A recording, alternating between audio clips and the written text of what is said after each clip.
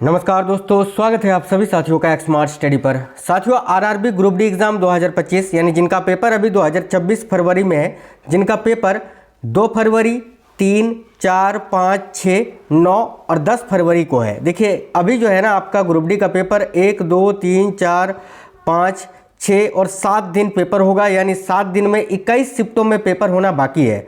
और जिनका पेपर अभी बाकी है उन साथियों के लिए फिर से जो है क्लासेस आपको करवा ही रहे हैं लगातार, और फिर से बहुत ही इंपॉर्टेंट एक्सपेक्टेड क्लासेस लेकर आ रहे हैं। मतलब कि जिस जिस टॉपिक से अभी तक रेलवे ग्रुप डी में क्वेश्चंस पूछे गए हैं, बिल्कुल एनसीईआरटी को कवर करके वही क्वेश्चंस आपको करवाएंगे, उन्हीं टॉपिक्स से रिलेटेड वही टॉपिक्स को अटैच करके, यानी जहां से क्वेश्चंस अभी तक रेलवे ने पूछा है बिल्कुल वही आपको करवा रहे हैं। टॉप 50 क्वेश्चंस आज की इस वीडियो में साइंस के करवाएंगे, बायोलॉजी के, ठीक है। इसके अलावा करंट अफेयर्स की क्लासेस तो डेली चल ही रही हैं, फिर से स्पेशल ग्रुप डी की करंट अफेयर्स की क्लासेस आपकी चलेंगी, तो उनको भी जरूर देखना है। ऑलरेडी मैंने जितनी क्लासेस आपको करा दिए हैं करंट की, वो सारे आप देख लेना। नहीं देखा है तो कोई नहीं, जिनका पेपर अभी बाकी है, अब से मैं जो क्लासेस आपके लिए लेकर आ रहा हूँ करंट अफेयर्स की और साइंस की, ये क्लासेस आप जरूर देख लेना। ये बहुत इंपॉर्टेंट है, डायरेक्ट आपके पेपर में क्वेश्चन आएंगे। तो जिनका पेपर अभी बाकी है आप लोग कमेंट बॉक्स में जरूर बताना आपका पेपर जो है ना कि सर सिटी वगैरह नहीं दिख रहा है, ये आइडिया लग जाएगा कि किन किन बच्चों का पेपर अभी तक नहीं हुआ है। तो चलिए फिर शुरू करते हैं और देखते हैं क्वेश्चंस। आज की इस वीडियो में टॉप 50 केवल बायोलॉजी के क्वेश्चंस आपको करवाएंगे, बहुत ही इंपॉर्टेंट वही टॉपिक्स जहां से क्वेश्चंस आ रहे हैं आपके पेपर में। ध्यान से देखिएगा। पहला क्वेश्चन है, किसकी अधिकता के कारण पौधे मुरझाते हैं? तो भाई देखिएगा, किसकी अधिकता के कारण पौधे मुरझाते हैं, क्वेश्चन ये है, तो करेक्ट आएगा बाष्पोत्सर्जन के कारण, ठीक है। जब अत्यधिक बाष्पोत्सर्जन होता है ना, देखिए बाष्पोत्सर्जन में क्या होता है, पौधों के द्वारा जल हानि होता है, यानी पौधों में जो पानी की मात्रा होती है वो कम होती जाती है। तो अत्यधिक बाष्पोत्सर्जन अगर हो जाएगा तो अत्यधिक जल हानि होगी, पौधों से अत्यधिक आवश्यकता से अधिक जो है पानी निकल जाएगा, उसके कारण क्या होगा कि पौधे मुरझा जाएंगे। तो याद रखिएगा, किसकी अधिकता के कारण पौधे मुरझाते हैं, तो अत्यधिक बाष्पोत्सर्जन के कारण। अगला क्वेश्चन है, जैंथोफिल का रंग कैसा होता है? जैंथोफिल वर्णक है, ठीक है, और इसका रंग किस प्रकार का होता है, यही आपसे पूछा जा रहा है।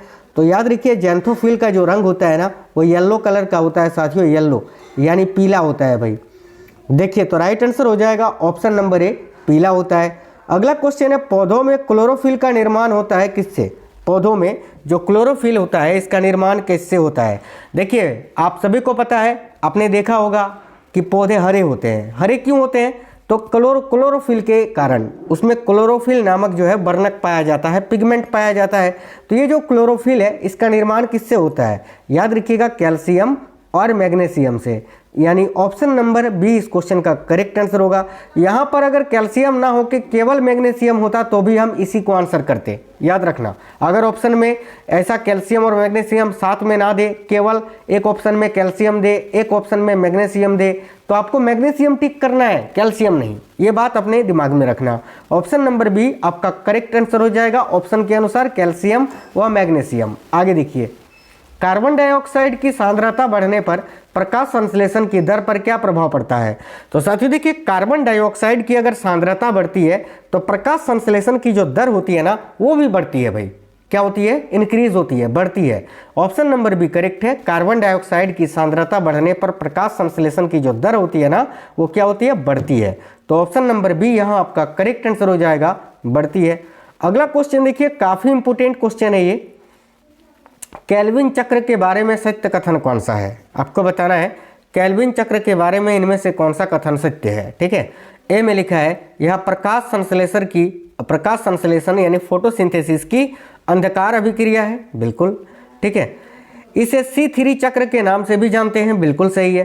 कार्बन डाइऑक्साइड का स्थिरीकरण एवं कार्बनिक यौगिकों का संश्लेषण, बिल्कुल ये भी सही है केल्विन चक्र के बारे में, यानी ऑप्शन नंबर डी करेक्ट होगा। उपयुक्त तीनों कथन सही है, याद रखेंगे। काफी इंपोर्टेंट क्वेश्चन है कि कोशिका द्रव्य व केंद्रिका द्रव्य मिलकर क्या कहलाते हैं? देखिए, कोशिका द्रव्य और केंद्रिका द्रव्य मिलकर प्रोटोप्लाज्म कहलाते हैं साथियों, प्रोटोप्लाज्म, जीव द्रव्य। एक क्वेश्चन पूछा जाता है कि ये जो प्रोटोप्लाज्म शब्द है ये किसने दिया था? तो याद रखिएगा, पुरकिंजे साहब ने दिया था। किसने दिया था? तो पुरकिंजे ने दिया था 1839 में। याद रखेंगे, ये बहुत ही इंपॉर्टेंट है, पूछा जाता है पेपर में। आगे देखिए, कोशिका का राइबोसोम। देखिए, कोशिकांग राइबोसोम का कार्य क्या होता है? भाई कोशिका में जो राइबोसोम होता है उसका कार्य क्या होता है यही आपको बताना है। देखिए राइबोसोम का कार्य होता है प्रोटीन संश्लेषण में सहायता करना और नए प्रोटीन का निर्माण करना। तो इस हिसाब से इस क्वेश्चन का आंसर ऑप्शन नंबर सी होना चाहिए। ए व बी दोनों बिल्कुल करेक्ट है। ऑप्शन नंबर सी याद रखना, कोशिकांग में जो राइबोसोम होता है उसका कार्य होता है प्रोटीन संश्लेषण में सहायता करना और नए प्रोटीन का निर्माण करना। आगे देखिए केंद्रक के बारे में सत्य कथन कौन सा है।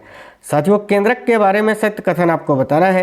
देखिए कोशिका का नियंत्रण कक्ष होता है क्या? केंद्रक बिल्कुल होता है। राइबोसोम का निर्माता भी होता है, बिल्कुल होता है। आनुवांशिकी सूचनाओं का स्थानांतरण भी करता है केंद्रक, बिल्कुल ये भी सही है। तो option number D correct answer हो जाएगा, उपयुक्त तीनों। आगे देखिए कोशिका विभाजन में सहायता कौन करता है, बताइए इनमें से कौन है भाई जो कोशिका विभाजन में सहायता करता है। तो कोशिका विभाजन में ये जो है ना आपको बताना है जंतु कोशिका के अंतर्गत। तो कोशिका विभाजन में कौन सहायता करता है? तो तारककाई। ऑप्शन नंबर बी यहाँ आपका करेक्ट आंसर हो जाएगा। पादप कोशिका में पूछता तो साइटोकाइनिन हम यहाँ कर सकते थे, ठीक है। देखिए ऑप्शन नंबर बी इस क्वेश्चन का करेक्ट आंसर हो जाएगा। आगे देखिए अगला क्वेश्चन है कोशिकांग गोल्जीकाई का कार्य क्या होता है। तो ये जो कोशिकांग है गोल्जीकाई, इसका कार्य क्या होता है? ये बहुत इंपॉर्टेंट क्वेश्चन है, वेरी वेरी इंपॉर्टेंट। अब तक कई बार आपके पेपर में पूछ चुका है, इसी बार ग्रुप डी में। ध्यान से देखिए कोशिकांग गोल्जीकाई का कार्य क्या होता है। ए में लिखा है कोशिकीय पदार्थ का स्रावन एवं परिवहन, बिल्कुल। वसा का संचय भी करता है गोल्जीकाई, बिल्कुल। उत्सर्जी पदार्थों को कोशिका से बाहर निकलने में मदद भी करता है, यानी उपयुक्त सभी ये तीनों कथन सही है गोल्जीकाई को लेकर। याद रखना बहुत ही इंपॉर्टेंट क्वेश्चन है, ऑप्शन नंबर डी। अगला क्वेश्चन है कौन सा कोशिकांग पादप कोशिका में सुविकसित, ठीक है, एवं जंतु कोशिका में अनुपस्थित या न के बराबर होता है। साथियों डबल स्टार मार्क कर लीजिए आपको बताना है कौन सा कोशिकांग है जो पादप कोशिका में तो बहुत अधिक मात्रा में होता है और जंतु कोशिका में अनुपस्थित यानी नहीं होता है या बिल्कुल छोटा सा न के बराबर होता है। तो याद रखिएगा वैक्यूल। साथियों देखिए रिक्तिका जिसको आप बोलते हैं हिंदी में, ठीक है, याद रखिएगा। ऑप्शन नंबर सी इस क्वेश्चन का करेक्ट आंसर हो जाएगा। कौन से कोशिकांग को कोशिका की आत्महत्या की थैली या फिर पाचन थैली भी कहा जाता है? तो कौन सा कोशिकांग है जिसको कोशिका की आत्महत्या की थैली या पाचन थैली भी कहा जाता है? साथियों ऑप्शन नंबर एक करेक्ट आंसर हो जाएगा लाइसोसोम को। याद रखेंगे सभी, लाइसोसोम करेक्ट आंसर हो जाएगा। गोल्जीकाई की खोज किसने और कब की? देखिए गोल्जीकाई की खोज किसने की थी और कब की थी ये आपको बताना है। तो गोल्जीकाई की खोज कैमिलो गोल्जी ने की थी, कैमिलो गोल्जी। ईयर याद रखना 1898 यानी 1898 में गोल्जीकाई की खोज की गई थी। किसके द्वारा खोज की गई थी? तो कैमिलो गोल्जी के द्वारा। ऑप्शन नंबर ए इस क्वेश्चन का करेक्ट आंसर होगा, कैमिलो गोल्जी। नेक्स्ट क्वेश्चन देखिए कोशिकाएं मिलकर प्राथमिक रूप से किनका निर्माण करती है? तो भाई कोशिकाएं जो होती है ना ये प्राथमिक, देखिए कोशिकाएं मिलकर प्राथमिक रूप से किनका निर्माण करती है? करेक्ट आंसर होगा उत्तकों का। कोशिकाएं मिलकर क्या बनाती है? टिश्यू बनाती है, उत्तक बनाती है भाई। ऑप्शन नंबर सी इस क्वेश्चन का करेक्ट आंसर हो जाएगा, उत्तकों का। इनेमल से संबंधित गलत कथन कौन सा है? बताइए इनेमल से संबंधित गलत कथन आपको बताना है कौन सा एक गलत लिखा हुआ है। देखिए ए में लिखा है यह मानव शरीर का सबसे कठोर भाग है, ये तो बिल्कुल सही है। यह कैल्शियम फॉस्फेट का बना होता है, बिल्कुल ये भी सही है आपका।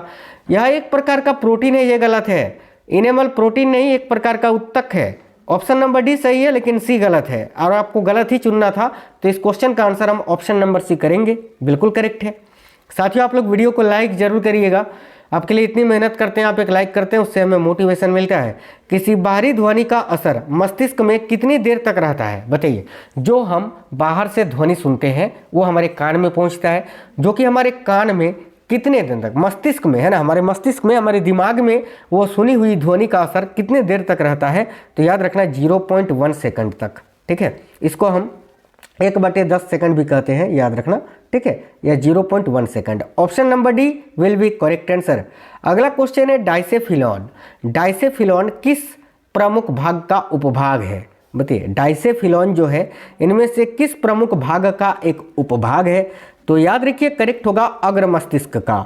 अग्र मस्तिष्क है ना, या मस्तिष्क का वह हिस्सा होता है जो प्रमस्तिष्क गोलार्धों के नीचे स्थित होता है, अग्र मस्तिष्क, ठीक है। और अग्र मस्तिष्क का ही एक उपभाग है साथियों डाइसेफिलॉन। याद रखिएगा बहुत अच्छे क्वेश्चंस आपको करवा रहे हैं। मैं कोई भी क्वेश्चन ऐसे ही नहीं कराता हूँ, एनालिसिस कराता हूँ साथियों, रिसर्च करते हैं, देखते हैं कि कौन से क्वेश्चन आपके पेपर में पूछा जा रहा है, कहाँ से पूछा जा रहा है, कौन से क्वेश्चन पूछे गए हैं, आगे आने वाले शिफ्टों में अब क्या पूछा जा सकता है। इसमें टाइम लगता है साथियों कंटेंट बनाने में, तो आप लोग एक लाइक कर देते हैं, उससे हमें मोटिवेशन मिल जाता है। ध्यान से देखिए, ये तो मैंने बताया ना। हाँ देखिए, डाइसेफिलॉन के अंतर्गत कौन से भाग आते हैं। चलिए, डाइसेफिलॉन के मेरे बारे में मैंने आपको बता दिया कि ये मस्तिष्क का वह हिस्सा है, ठीक है, अग्र मस्तिष्क में माफ करना। देखिए, डाइसेफिलॉन जो होता है अग्र मस्तिष्क का उपभाग होता है, और आपको यहाँ बताना है डाइसेफिलॉन के अंतर्गत कौन से भाग आते हैं। तो देखो, डाइसेफिलॉन के अंतर्गत जो है ना, थैलेमस आते हैं, हाइपोथैलेमस आता है और मेडुला आता है, यानी ऑप्शन नंबर डी ए, माफ करना, नहीं, एक सेकंड, मेडुला कहाँ से आएगा, ये तो पश्चिम मस्तिष्क में आता है ना। ये हाइपोथैलेमस और हाइपोथैलेमस, यानी ऑप्शन नंबर डी ए व बी दोनों ही आपका करेक्ट आंसर हो जाएगा। आगे देखिए, अगला है मस्तिष्क का मुख्य रूप से, मस्तिष्क जो होता है यह मुख्य रूप से किसका बना होता है। देखिए, मस्तिष्क तंत्रिका कोशिकाओं का बना होता है ना, ऑप्शन नंबर बी आपका करेक्ट है, तंत्रिका कोशिका का। मस्तिष्क का कौन सा भाग है जो सोचने व चिंतन के लिए जिम्मेदार होता है, बताइए। तो याद रखिए, मस्तिष्क का कौन सा भाग सोचने व चिंतन के लिए जिम्मेदार होता है, तो याद रखिए फोर ब्रेन। अगर फोर ब्रेन आपको ऑप्शन में ना मिले तो आपको सेरेब्रम आपको मिलेगा, ये सेरेबलम है, सेरेबलम नहीं, सेरेब्रम। अगर सेरेब्रम आपको ऑप्शन में दिखे तो वही आपको टिक करना है, नहीं तो फोर ब्रेन आपको देगा, दोनों में से कोई एक ऑप्शन में रहता है, ऑप्शन नंबर ए आपका करेक्ट आंसर हो जाएगा। देखिए, बहुत ही अच्छा क्वेश्चन है कि प्यास, नींद, भूख का नियंत्रण कौन करता है। तो प्यास, नींद, भूख का नियंत्रण कौन करता है, ऑप्शन नंबर ए करेक्ट है, हाइपोथैलेमस। याद रखिएगा, प्यास, नींद और भूख का नियंत्रण कौन करता है भाई, तो हाइपोथैलेमस करता है। अगला क्वेश्चन है, क्लेबस व बजरनिक ने किसको खोजा था। आपको बताना है, क्लेबस व बजरनिक ने इनमें से किसकी रोगाणुओं की खोज की थी। तो करेक्ट आएगा डिप्थीरिया के रोगाणुओं की। याद रखना, डिप्थीरिया जो बीमारी है उसकी जो रोगाणु है उसकी खोज की थी क्लेबस व बजरनिक ने। नेक्स्ट क्वेश्चन देखिए, पेचिस व प्लेग चिकित्सा की खोज किसने की थी। तो पेचिस या प्लेग चिकित्सा जो है इसकी खोज की थी साथियों किंटा जातों ने। ऑप्शन नंबर डी इस क्वेश्चन का करेक्ट आंसर आपका हो जाएगा। लैंड स्टीनर ने किसकी खोज की थी। तो भाई देखिए, लैंड स्टीनर ने जो है ना एंटीजन की खोज की थी, antigen. Option number B, option के अनुसार आपका ऑप्शन नंबर बी करेक्ट होगा, एंटीजन की खोज की थी। वैसे रक्त समूह की खोज अगर पूछे तो याद रखिए लैंड स्टीनर ही आपका करेक्ट होगा, लेकिन ऑप्शन के अनुसार आपको बताना है एंटीबॉडी, एंटीजन या एंजाइम, तो एंटीजन की खोज की थी। आगे देखिए, कौन सा विटामिन है जो यकृत में प्रोथ्रोम्बिन के निर्माण के लिए जाना जाता है। तो भाई, प्रोथ्रोम्बिन के निर्माण के लिए जाना जाने वाला विटामिन कौन सा है, तो विटामिन के साथियों, phylloquinone. Option number D correct answer हो जाएगा, विटामिन के, जो रक्त को जमने में सहायता प्रदान करता है भाई। ऑप्शन नंबर डी आपका करेक्ट होगा। किस विटामिन की कमी से शुष्क छिपांक रोग हो जाता है। साथियों, ये जो शुष्क छिपांक रोग है ना, इसी को आप जेरोप्थेल्मिया कहते हैं, जो कि हमारे आंखों को प्रभावित करता है, याद रखना। और ये जो बीमारी है ना, ये विटामिन ए की कमी से होती है। Option number C correct answer है, विटामिन ए। देखिए, आपको बता देते हैं, ये शुष्क छिपांक जो है, जिसे आप जेरोप्थेल्मिया भी कहते हैं, विटामिन ए की कमी से होता है। यह एक प्रगतिशील नेत्र रोग है, यानी आंख को प्रभावित करने वाली बीमारी है। किस विटामिन का नाम फोलिक अम्ल है, बताइए। इनमें से कौन सा विटामिन है जिसका नाम फोलिक एसिड है भाई। तो मैंने कई बार आपको पढ़ाया है कि साथियों, विटामिन B9 का केमिकल नेम आपका फोलिक एसिड होता है, विटामिन B5 का पेंटोथेनिक अम्ल, विटामिन B7 का बायोटीन, विटामिन B6 का अगर आपसे पूछे तो याद रखना पायरिडॉक्सिन। चलिए आगे देखिए, अगला क्वेश्चन है, अंकुरित गेहूं के तेल में कौन सा विटामिन पाया जाता है।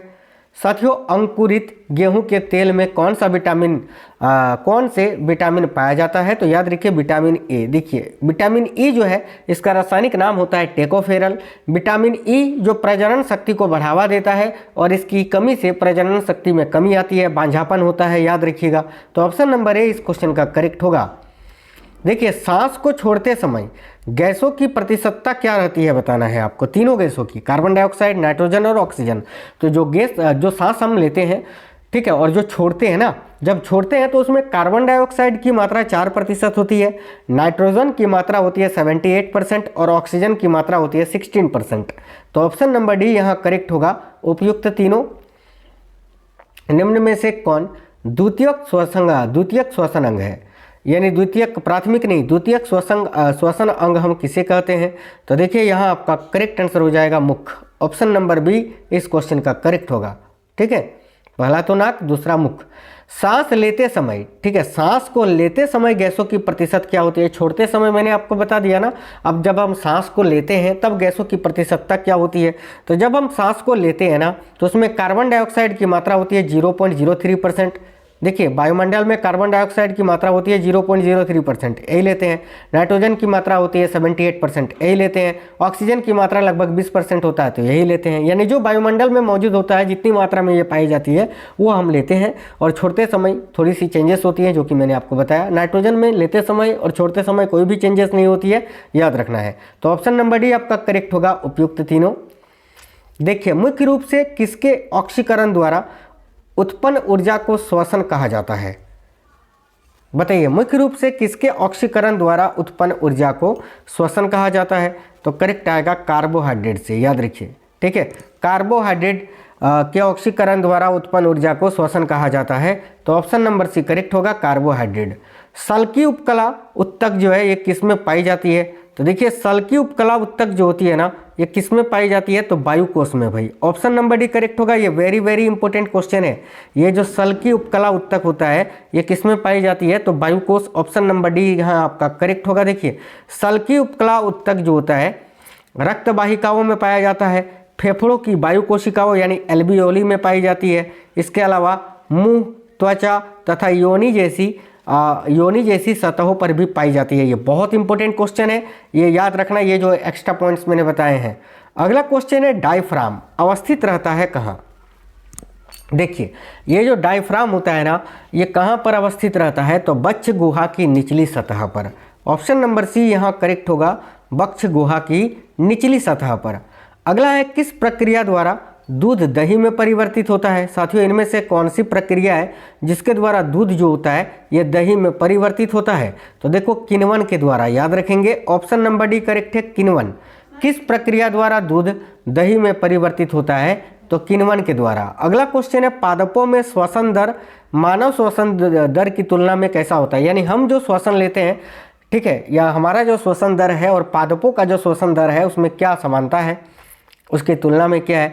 तो पादपों में श्वसन दर मानव श्वसन दर की तुलना में धीमी होती है, याद रखना। पादपों में धीमी होती है भाई मानव की तुलना में। तो ऑप्शन नंबर सी करेक्ट होगा, धीमी होती है। पादपों में अकार्बनिक अम्ल जैसे अपशिष्ट पदार्थ कहाँ जमा होते हैं? तो पादपों में अकार्बनिक अम्ल जैसे जो अपशिष्ट पदार्थ होते हैं ना, ये कहाँ पर? रिक्तिका में। वैक्यूल, याद रखिए रिक्तिका ये पादप शरीर का सबसे बड़ा भाग होता है भाई, याद रखिए। अभी मैंने बताया था कि ये जो रिक्तिका होती है ये पादप कोशिका में सुविकसित और जंतु कोशिका में अनुपस्थित या फिर बिल्कुल न के बराबर होता है। आगे देखिए अगला है एक मादा जनन कोशिका से एक बार में कितने अंडाणु बनते हैं? देखिए एक मादा जनन कोशिका से एक बार में कितने अंडाणु बनते हैं? तो करेक्ट आएगा एक। याद रखना, एक मादा जनन कोशिका से एक बार में केवल एक ही अंडाणु बनते हैं। शुक्र वाहिनी को काट देने से क्या होता है? भाई बहुत ही अच्छा क्वेश्चन है। जब शुक्र वाहिनी को काट देते हैं तो क्या होता है भाई? शुक्र वाहिनी को काट देना ही जो है ना, शुक्र वाहिनी जिसको आप वास्ट डिफरेंस बोलते हैं अंग्रेजी में, इसी को काट देना तो वेसोक्टोमी कहलाता है, पुरुषों की नसबंदी। देखो क्या होगा इसमें? तो वीर्य शुक्राणु रहित होगा, यानी वीर्य तो आएगा लेकिन उसमें शुक्राणु नहीं आएगा। ऑप्शन नंबर बी आपका करेक्ट आंसर हो जाएगा। शुक्र वाहिनी को काट देने से क्या होगा? वीर्य शुक्राणु रहित होगा। ठीक है, याद रखेंगे। तो ऑप्शन नंबर बी इस क्वेश्चन के लिए आपका बिल्कुल करेक्ट आंसर हो जाएगा। आगे देखिए वृषण कोष का क्या कार्य है भाई? तो वृषण कोष जो होता है ना, इसका कार्य क्या होता है ये पूछा जा रहा है। तो देखिए वृषण कोष का कार्य क्या होता है? तो वृषण कोष का कार्य होता है वृषण का तापमान समान रखना। ऑप्शन नंबर बी इस क्वेश्चन का करेक्ट आंसर हो जाएगा। अगला क्वेश्चन है अपरा यानी बीजांडसन का कार्य क्या होता है? देखिए अपरा या बीजांडसन का कार्य क्या होता है भाई? तो ऑप्शन नंबर डी उपयुक्त सभी। देखिए कई हार्मोन का उत्पादन करना, भ्रूण द्वारा उत्पादित कार्बन डाइऑक्साइड को हटाना, भ्रूण को ऑक्सीजन की पूर्ति करना, यानी ऑप्शन नंबर डी उपयुक्त सभी सही है। निम्न में से कौन सा प्राथमिक जनन अंग है? तो तो प्राथमिक जनन अंग हम वृषण को मानते हैं, याद रखना, वृषण, टेस्टिस को। पुरुषों में प्राथमिक जनन अंग वृषण होते हैं और महिलाओं में अगर आपसे पूछे ना तो अंडाशय होता है, याद रखना, अंडाशय, ठीक है, अंडाशय। अंडाशय जो होता है ये भाई महिलाओं में प्राथमिक जनन अंग होता है। और ओवरऑल अगर पूछे इस प्रकार से तो वृषण, ऑप्शन नंबर बी। देखिए कार्पस लुटियम किस हार्मोन को स्रावित करता है, काफ़ी इंपॉर्टेंट क्वेश्चन है। तो कार्पस लुटियम जो होता है ये किस हार्मोन को स्रावित करता है, करेक्ट आएगा प्रोजेस्टेरॉन को। ऑप्शन नंबर सी यहाँ आपका करेक्ट आएगा, प्रोजेस्टेरॉन। देखिए कार्पस लुटियम प्रोजेस्टेरॉन और एस्ट्रोजन नामक हार्मोन का स्राव करता है, यह रिलेक्शन भी बनाता है, यह भी आपको याद रखना है, वेरी वेरी इंपॉर्टेंट क्वेश्चन। आगे देखिए मादाओं में द्वितीय लैंगिक लक्षण किस हार्मोन से प्रेरित किए जाते हैं। तो मादाओं में जो द्वितीय लैंगिक लक्षण होते हैं वो किस हार्मोन से प्रेरित किए जाते हैं, तो एस्ट्रोजन से। एस्ट्रोजन, ऑप्शन नंबर ए इस क्वेश्चन का करेक्ट आंसर हो जाएगा। अगला क्वेश्चन है शुक्राणु अस्थायी रूप से किस में रखे जाते हैं, ये भी वेरी वेरी इंपॉर्टेंट क्वेश्चन है। तो शुक्राणु जो होता है ना ये अस्थायी रूप से अधिवृषण में रखे जाते हैं साथियों, याद रखना, अधिवृषण में। Option number B correct answer होगा। मानव शरीर की सबसे बड़ी हड्डी कौन सी होती है। सिंपल क्वेश्चन है कि मानव शरीर की सबसे बड़ी हड्डी या लंबी हड्डी तो फीमर होती है, जो कि जांग में पाई जाती है, याद रखेंगे। मनुष्य के मस्तिष्क का औसत भार क्या होता है। तो एक स्वस्थ मनुष्य के मस्तिष्क का जो औसतन भार होता है वो 1350 ग्राम होता है, ठीक है, याद रखना। एवरेज 1400 ग्राम के आसपास, जो भी आपको ऑप्शन दिखे वही आपको टिक करना है। तो ऑप्शन नंबर भी करेक्ट होगा, 1350 ग्राम। देखिए ईसीजी का संबंध शरीर के किस अंग से है, जो हम ईसीजी कराते हैं वो भाई शरीर के किस अंग से संबंधित है, तो हृदय से। ईसीजी यानी इलेक्ट्रोकार्डियोग्राफ इसका फुल फॉर्म होता है, जो कि हृदय से संबंधित है। हृदय जांच में इसका प्रयोग किया जाता है। मनुष्य श्वास ग्रहण करता है तथा छोड़ता है, वह प्रक्रिया क्या कहलाती है। देखिए हम सांस लेते हैं फिर छोड़ते हैं, यह जो प्रक्रिया है इसको क्या कहते हैं, याद रखिए ऑप्शन नंबर बी करेक्ट होगा, श्वासोच्छ्वास, ठीक है। चलिए आगे देखिए, नेक्स्ट क्वेश्चन देखिए, अगला क्वेश्चन है मानव शरीर में सबसे छोटी ग्रंथि कौन सी होती है। सिंपल क्वेश्चन है, पिट्यूटरी सबसे बड़ी पूछे तो लीवर, सबसे छोटी पूछे तो पिट्यूटरी यानी पीयूष ग्रंथि होती है। एक क्वेश्चन आपसे पूछूंगा, उसका आंसर कमेंट बॉक्स में बताइए, होमवर्क का क्वेश्चन रहेगा कि मानव में कितनी जोड़ी गुणसूत्र पाए जाते हैं। कितनी जोड़ी पूछा है, ध्यान से क्वेश्चन पढ़ लेना, 22 जोड़ी, 23 जोड़ी, 21 जोड़ी या 46 जोड़ी। इसका आंसर आप कमेंट बॉक्स में ज़रूर बताइए। और साथियों जिनका पेपर अभी बाकी है, जो क्लासेस में अभी आपको कराऊंगा ना, शांति से देख लेना, ठीक है। और ऑलरेडी जो मैंने करवाए हैं आपको 8-9 जनवरी को जो पेपर था उस समय जितनी भी एक्सपेक्टेड क्लासेस आपको करवाए हैं आपके लिए बहुत इंपॉर्टेंट है। अगर आपने नहीं देखा है तो फिर क्या ही कर सकते हैं साथियों। हमारे सारे स्टूडेंट्स करंट अफेयर्स में 15+ स्कोर करके आए हैं। मैंने जितनी करंट अफेयर्स की क्लासेस आपको करवाए हैं ना, पूरे यूट्यूब में किसी ने नहीं कराया है जब से आपका पेपर हुआ है, स्टार्ट हुआ है ग्रुप डी का। जाकर आप चेक कर सकते हैं चैनल के अंदर, ठीक है। तो वो क्लासेस अगर आप नहीं भी देखे वो पहले वाली, तो एटलीस्ट जो आपका जनवरी में जो क्लासेस आपको करवाए हैं ना, ये जनवरी 2026 में, वो आप ज़रूर देख लेना और आगे जो कराऊंगा वो आप ज़रूर देखना। चलिए तो मिलेंगे आपसे नेक्स्ट वीडियो में। जय हिंद साथियों, वंदे मातरम।